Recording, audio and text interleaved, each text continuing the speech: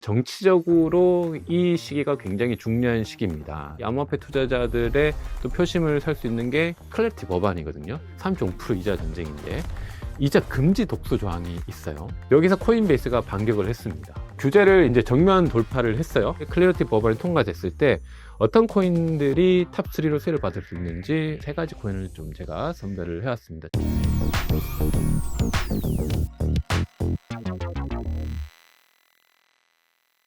네, 우리가 시장에서 가장 주목해 봐야 되는 법안은 지금 클래리티 법안입니다. 클래리티 법안이 5월에 통과될 것이다라는 시장의 의견들이 많습니다. 이렇게 시장이 통과됐을 때 수익 코인들 탑3에 대해서 살펴보고요.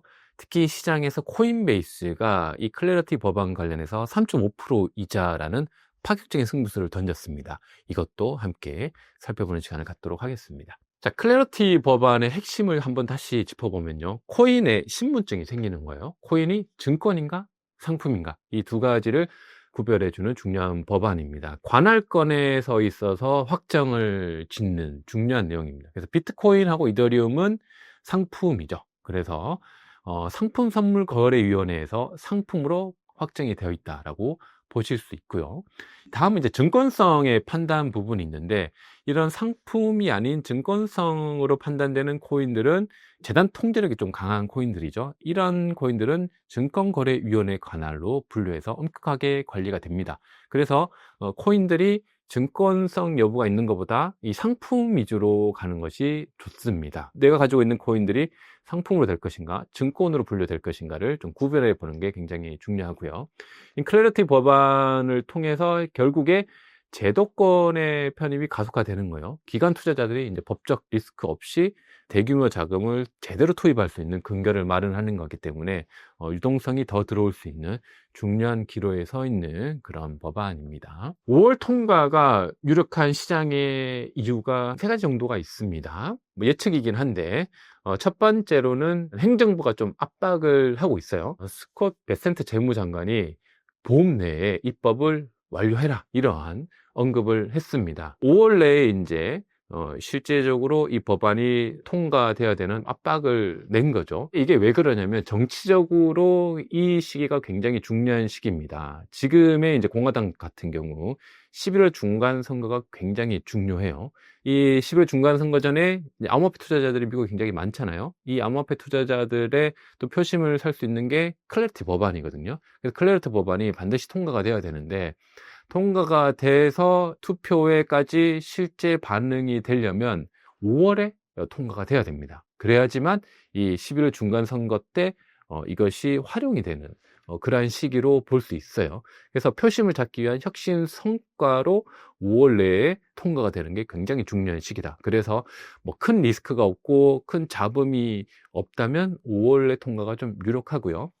또 하나 이제 폴리마켓에서 이 클래리티 법안에 대한 통과 예측을 현재 80%로 예정하고 있습니다. 이것은 뭐 5월 통과는 아니지만 2026년 내에 통과할 것이다가 이제 80% 내에서 움직이고 있습니다. 그래서 뭐 5월은 아니더라도 어쨌거나 올해 내는 통과가 된다. 근데 통과가 된다면 공화당 입장에서는 중간 선거 전에 이걸 통과시켜야 되거든요. 그래서 현재 시장에서는 5월 통과가 굉장히 좀 유력하다. 이러한 의견들이 많이 있습니다. 그래서 이 기준으로 우리가 좀 시장을 좀 볼 수 있을 것 같아요. 폴리마켓에서 법안 통과 확률이 현재 뭐 80%에서 조금 조정받아서 78%인데 최근에 좀 많이 올랐죠. 물론 이게 또 조정을 받을 수도 있습니다. 그렇지만 80% 내에서 움직이고 있고 70% 이상에서 올해 내는 클래리티 법안이 통과된다는 것에 많은 의견들이 있다라고 여러분들이 보시면 좋을 것 같아요. 자, 그래서 클래리티 법안이 만약 5월에 통과가 된다면 시장에 어떤 변화가 있을지를 좀 봐야 되는데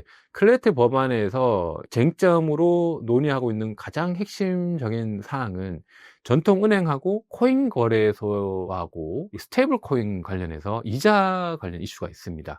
3.5% 이자 전쟁인데 이자 금지 독소 조항이 있어요. 전통 금융권에서 로비로 거래소의 스테이블 코인 이자 지급을 막으려고 하는 거죠. 그렇게 되면 은행에서 할 수 있는 일이 많이 줄어들잖아요. 그래서 은행의 달러가 거래소로 옮겨지게 되니까 은행의 역할이 자꾸 축소되는 거죠. 그래서 은행의 역할을 더 강화하기 위해서 이런 로비들이 움직이고 있는데 여기서 코인베이스가 반격을 했습니다.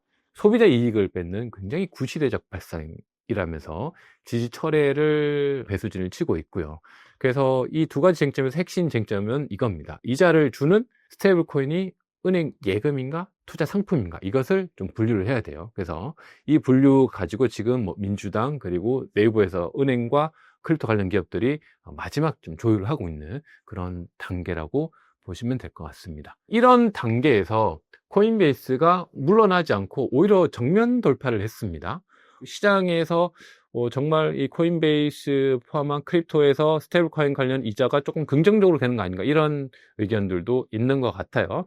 코인베이스의 브라이언 암스트롱이 새로운 방식으로 사토시를 모으세요 하면서 USDC를 보유하고 비트코인을 획득하세요 하면서 코인베이스에 이런 프로그램을 냈습니다. 그래서 스테이블 코인을 보유하고 있으면 스테이블 코인으로 3.5% 이자를 받을 수 있고 혹은 뭐 비트코인으로도 이자를 받을 수 있고요.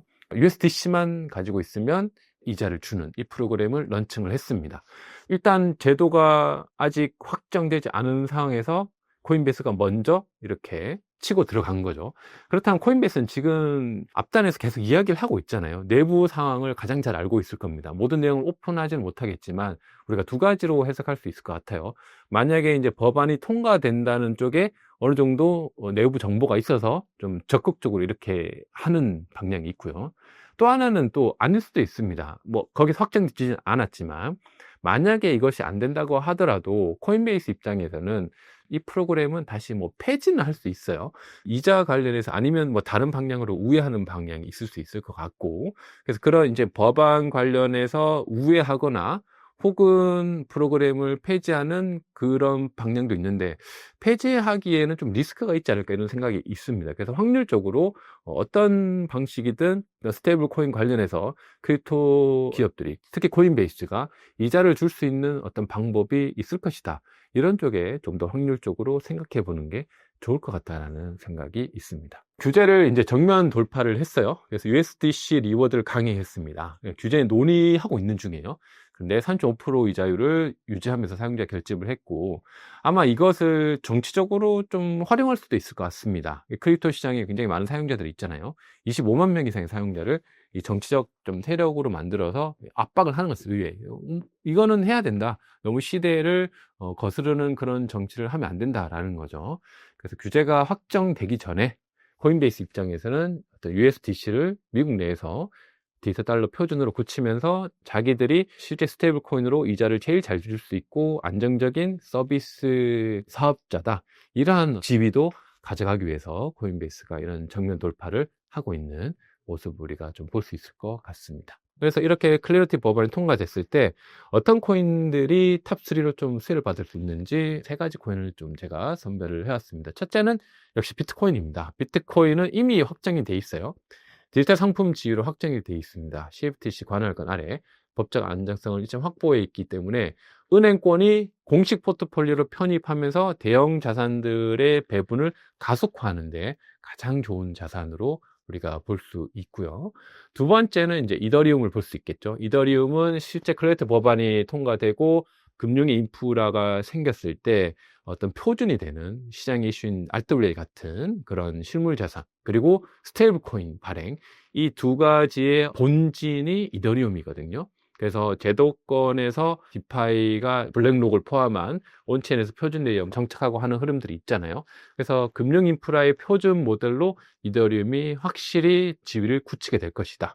이렇게 좀 보고 있습니다. 또 하나는 이제 알트코인 중에서 리플의 XRP를 좀 볼 수 있는데 XRP 같은 경우 다른 알트코인과 다르게 징벌적 주제의 어떤 종결로 볼 수 있습니다. 5년 소송을 끝내고 비증권지위의 어떤 법제화를 할 수 있는 가장 증권 관련해서 이슈를 가장 많이 오랫동안 법적인 쟁점을 다퉈왔고 가장 많은 노하우를 가지고 있고 다른 알트코인들에 비해서 그래도 XRP가 규제 관련해서는 가장 적극적으로 대응을 해왔기 때문에 이 부분에서 가장 큰 수혜를 받을 수 있다 이렇게 볼 수 있습니다. XRP의 현물 ETF 승인이 이미 됐죠. 그래서 미국 내의 제도권에서의 어떤 송금 파트너십, 뭐 복구 대규모 작업 유입이 XRP로 이제 들어오게 되는 현상들이 더 이제 가속화될 가능성이 많습니다. 지금 현재도 ETF 현황을 보면 비트코인이 제일 많고 그다음에 이더리움인데 알트코인도 XRP, 뭐 솔라나, 도지코인, 뭐 라이트코인 많이 지금 있단 말이에요. 그런데 규모는 XRP가 가장 많습니다. 결국 이제 규제가 더 변곡적으로 됐을 때 알트코인 중에서 XRP가 가장 좀 수혜를 많이 받을 수 있는 그런 코인 중에 하나다라고 볼 수 있을 것 같습니다. 그러면 이제 클래리티 법안 관련해서 우리가 이 투자자로서 어떤 대응할 수 있는 전략하고 결론을 좀 말씀드리겠습니다. 첫 번째 체크 포인트는 곧 다가옵니다. 2월 말에 백악관 주도로 스테이블 코인 합의가 어떻게 되는지 뭐 속보들이 나올 수 있습니다. 그래서 2월 말이 그 쟁점이기 때문에 2월 말, 그럼 3월 초 정도에 나오겠죠. 그 기간에 어떤 속보들이 나오는지 먼저 좀 체크를 해야 되고요.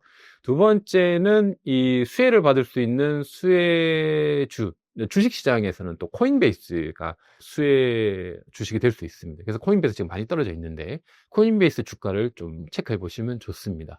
그리고 코인베이스 주가, 그리고 USDC가 현재 35% 리워드를 주고 있는데 이것이 계속 진행이 되는지 아니면 어떤 식으로 바뀌는지 이것을 계속 모니터링 해보는 게 굉장히 중요한 포인트가 될 것 같습니다. 마지막으로 우리가 지금 현재 좀 액션을 취할 수 있는 것은 좀 불확실성이 이미 많이 제거된 빅3, 비트코인, 이더리움, XRP 같은 이런 대형 수혜를 받을 수 있는 중심으로 좀 포트폴리오를 좀 강화하고 나머지 것들은 또 부차적으로 좀 더블 체크해 보는 게 좀 중요하겠다. 이렇게 시장을 볼 수 있을 것 같습니다.